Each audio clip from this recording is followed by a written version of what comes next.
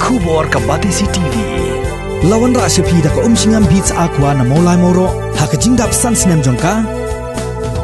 Rengkat ka 3 Olives Restaurant M Crown Hotel Kendailat Shillong bat ka Orange Nissan Loan So Po Shillong. One bantiet ya ka kali Datsun Ready Go batamai ka bas kem bat bidor.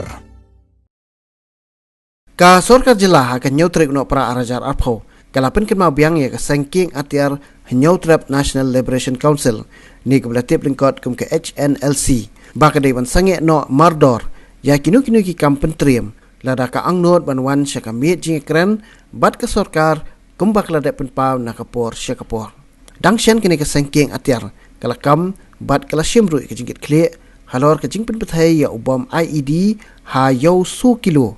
Ha ka arpen retrek unai weng arajar arpau kabadan ha East Jente Hills District kom ka jing mahamiu doloy jong ka ilaka sutengah halor ka jing keno ba umshim na sngap ya ka jing maham bat jing dawa jong ka seng ban penkut no mardor ya ki kambian ki baju kenrei man la ka sngi hayo su kilo u sambut menteri rang ba jong ka jela ba preston den song habe Ïakren ba kila pathai kubor ha ka nyautrek no pra arajar arpau hadian belawai ka jing elang jong ka kenhun menteri ulai thu ba ka Sorkar Meghalaya kala dep ajing tep sya ka Sorkar India halor ka jing terwai kerani sok jong ka seng Hnlc bat mentapat ka syong sahakara jong ka Sorkar India ban ajing tep halor kani. See, right now the government is very firm, very clear. We are very clear in our mind.